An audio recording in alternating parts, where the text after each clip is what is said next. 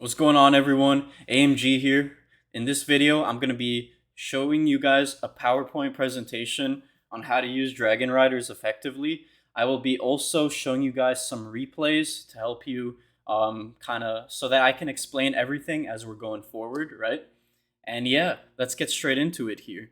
So I thought it would be a good idea to do this presentation because a lot of people have been using my strategy and the Dragon Riders just got a buff. So hopefully I can kind of teach you guys more about how it works before you start the season so that you guys have a better chance of doing better, right? So let's get into it. Advanced Dragon Riders Guide by AMG. So a quick overview. As you guys know, Dragon Riders are defense targeting troops. So unlike normal dragons go for normal buildings or any building, any hero, skeletons, whatever, clan castle troops. Dragon Riders, they ignore everything except for the defenses, right? So they ignore heroes, skeletons, and buildings. However, the advantage of this is you take out the defenses first, but the disadvantage is like the heroes will start picking away at them, right?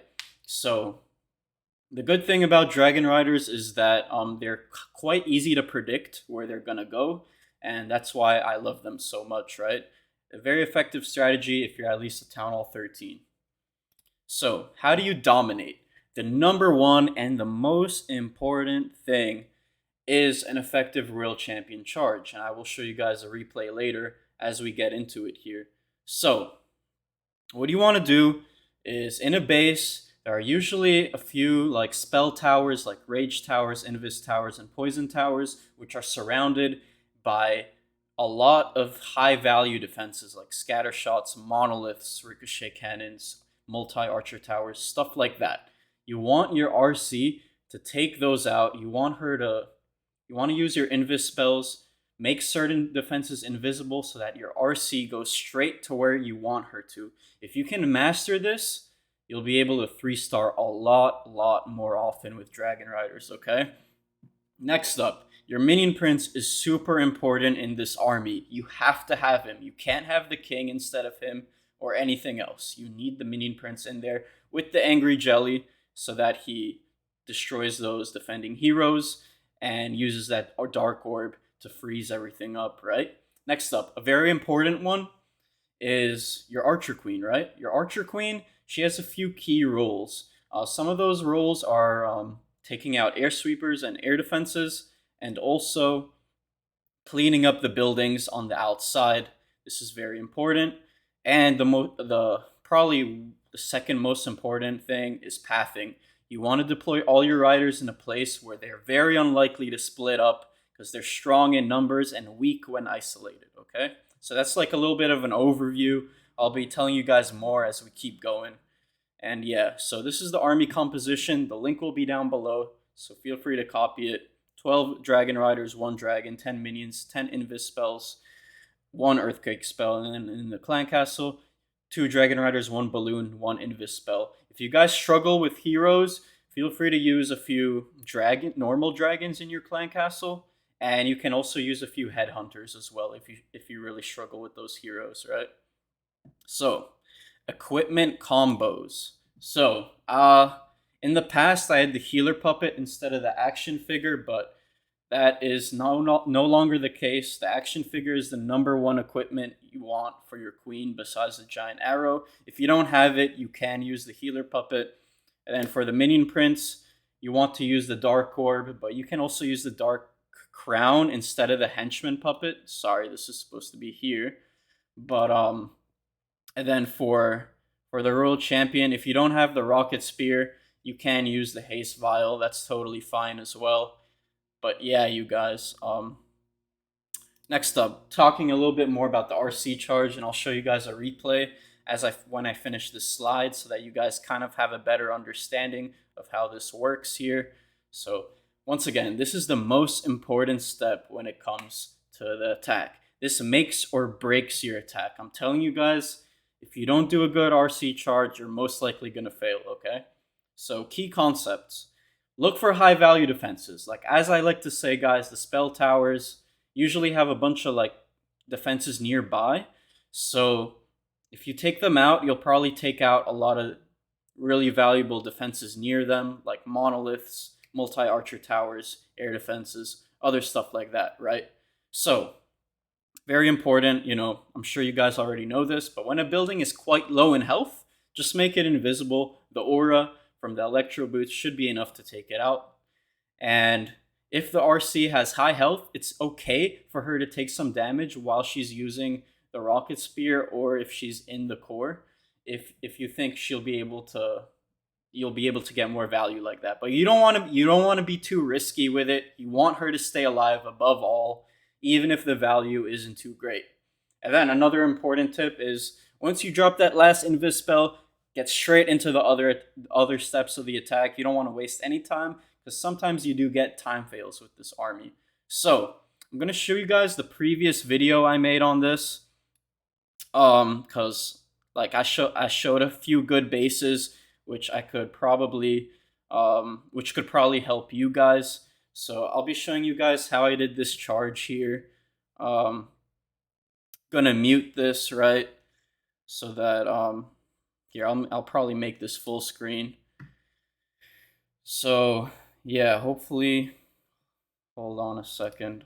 Yeah, okay, you guys see this perfect. All right, so yeah, I was kind of yapping here a little bit, but so I used that earthquake spell to take down some of those defending buildings, and then let's keep fast forwarding. So yeah, after that earthquake spell went down, I kind of predicted that she would go to that multi-targeting tower, and then the Inferno. And another important thing is you want to keep track of your spears that you use so that it doesn't throw you off. And after that, so she'll go over to that mortar, that air defense, then the Expo here. She'll trigger that Invis tower, and then yeah, we're looking good.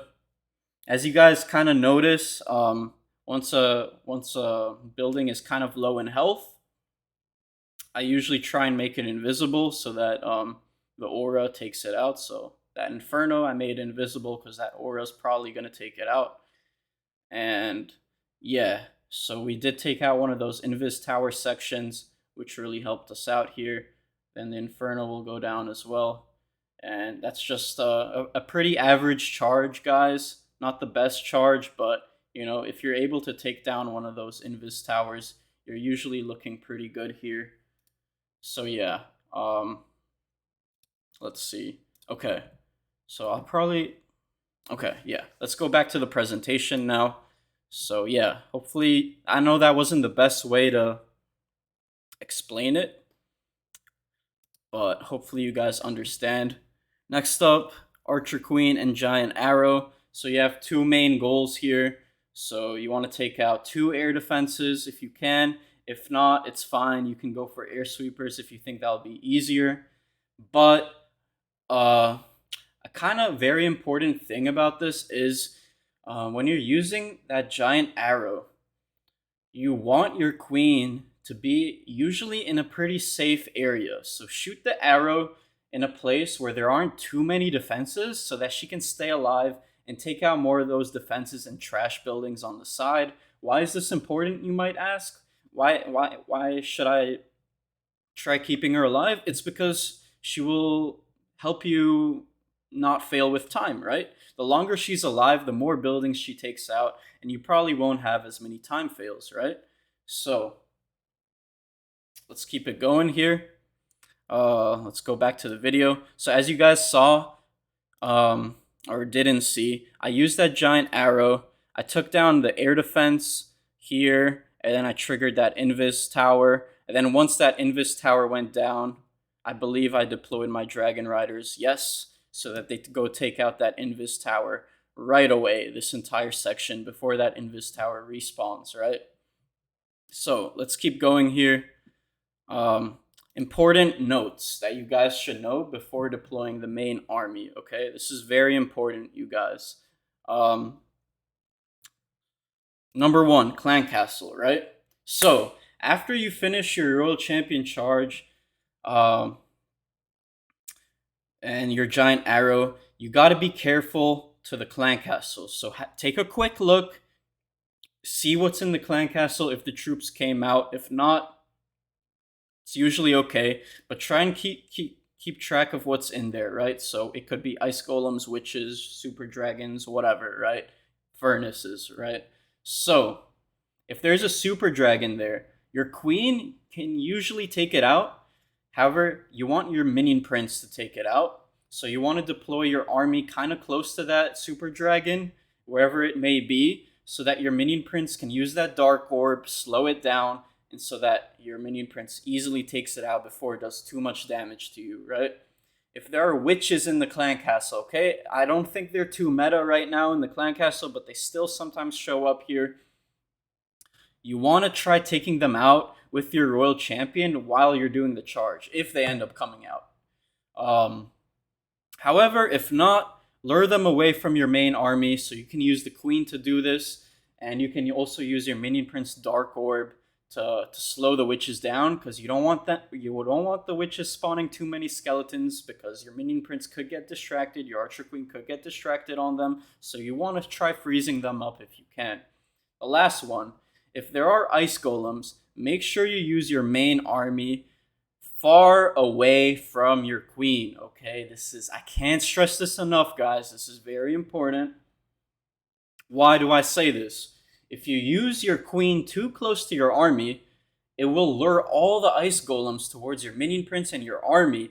And your minion prince's job, right, is to take out defending heroes. It's to support your army. And if he's stuck on ice golems and he's freezing up the army by taking them out, you might struggle, okay? This is very important. You want to keep that in mind. So deploy that queen kind of far away if there are ice golems in the clan castle, okay? I can't stress this enough. And I will actually go back to this video here because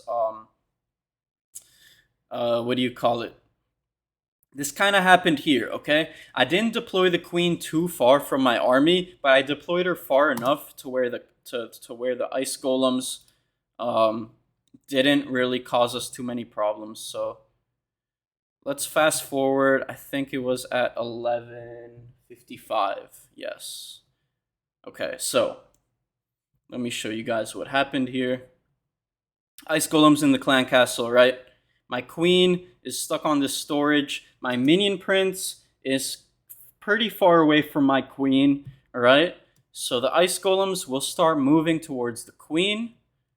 Let me fast forward. Yep, you guys see this? Okay, so they're moving towards the queen. If my queen was right behind that minion prince here, my minion prince would have locked onto them, freezing up the whole army and just being a huge nuisance, right? So luckily for us, the queen was pretty far away from our minion prince here, and he did not get distracted. I hope you guys understand this, okay? This is very important. You usually want your queen not being too close to your army in most times, because those ice golems are really going to be a problem, okay? Very important step for you guys. And let's get back to the presentation here. So this is arguably the second, maybe third most important step, okay? So pathing, you guys. This is very important, and it is very important for bases in this screenshot here. So if your royal champion doesn't manage to get into the core because, I don't know, there's an invis tower in there, then what you want to do is you want to deploy that giant arrow to trigger that invis tower, and then you want to deploy your army in a place where they guaranteed go straight into that core. Why is that important, guys? It's important so that that invis tower doesn't respawn, because if it respawns and it gets triggered, your army will just totally like go in a different direction. The monolith, the town hall will do crazy damage to your army, and you just don't want that happening here. So what I said in the slide here is you don't want your army splitting up, so use it like this. Ideally, deploy the army so it goes straight towards the core. And if the core is already taken out, guys, you see how the RC already destroyed like this entire section from like the left to the right side, but the areas above that left side and the areas above that right side, they still have defenses. So let's say that core was already taken out. You want to pick either that left side or that right side to start from so that your army has a less chance of splitting up. Let's say there were defenses like all around here, guys. Like, let's say none of these buildings were destroyed and I were to deploy my army right here, right? Some of them would go to the defenses on the left. Some of them would go to the defenses on the right, and then they would get picked off by heroes easily. Your minion prince or your Grand Warden wouldn't be able to support one side of the attack. They would only have to pick one side, right? And that's just a huge problem for your army. Hopefully, you guys understand. Make sure that your army doesn't split up. Deploy them in a smart area near a side that the Royal Champion already took out. Hopefully, that makes sense here. And let's go ahead and go to the final section here. So, hero abilities. So, I kind of got them mixed up since this is like an older presentation here. But what you guys usually want to do first is deploy your Minion Prince Dark Orb first, okay? This is very important. Usually the longer you can hold on to your Eternal Tome, the more likely you are to 3-star in most cases. This is just like this applies to any army, right? You want to be able to delay that Eternal Tome for as long as you can. So you want to use that Dark Orb first and that Henchman Puppet. Why? So that you freeze up all those buildings and so that your henchmen are there to tank for black air mines. They're there to help take out trash buildings. They're there to take out heroes on defense sometimes. So that's the reason. You want to use that Dark Orb very early, sometimes at the very start of your attack to freeze everything up so that you can use that Eternal Tome as late as possible, right? So for the Warden ability, you want to use troops that are you want to use it on troops that are under heavy fire. And it's fine if like 3 or 4 riders are about to die. Save that Eternal Tome for when most of your troops are on very low health, okay? And this comes with practicing. The more you practice, the more you'll be able to understand this. But yeah, let's go into the final section of this presentation, which is towards the end. So let's see. Yep. So at the end of the video, guys, I showed a base here that I attacked, and it's just a replay. I'll try explaining everything that I did here. Let me make this full screen. So let's see. Okay, let's go back a little bit. So I deployed my Earthquake there because I knew that my Royal Champion would take out that mortar and that Wizard Tower on her own without that Rocket Spear. You guys, let me keep fast forwarding. So yeah, so once she took out all those buildings on her own, that's when I used that that Rocket Spear, guys, and I used an Invis spell to help keep her alive here. And yeah, unfortunately she goes for that Ricochet Cannon, so not the best replay to show. But if she didn't go for that Ricochet Cannon, the Earthquake spell would have gone a lot more value there. But hopefully you understand what I was trying to do there. Sorry that this wasn't the best replay, but yeah, so what I'm trying to do here is making some of those defenses invisible. And another important thing about this army is sometimes if you run across dude, guys, why did I show this replay? It's so bad. But another important thing is that you want to make those poison towers invisible if they're low health so that your Royal Champion doesn't get affected by that slowdown from the poison. So as you guys can see here, I dropped my army on that top side here. Why? Because they're less likely to split. I probably should have deployed them near that Wizard Tower looking back because I think some of them probably went to the right. But I used that Eternal Tome first here, which is wrong because this is an outdated video, you guys. But usually you want to use that Dark Orb first and then that Eternal Tome. And yeah. So a very dominant attack here. As long as you guys have a solid RC charge, you'll usually be able to 3-star. And yeah, so a very solid attack. I'm sorry, some of this video, guys, was not like full. Like I could have made this video a little bit better, but I did want to upload one as soon as I could. I wanted to use different replays here and not showcase like old attacks, but I wanted you guys to just be able to understand the basics of this army before the season starts, right? And I wanted to show other replays once again, but on the first day of the season, I only came across Town Hall 16s, so I couldn't. Hopefully, you guys understand, but I hope that presentation helps. I will be leaving a link to it down below, so feel free to check it out for yourselves if you want advice. But that's going to be it for this video. I hope you guys enjoyed, and I hope to see you guys tomorrow. Have a wonderful rest of your day.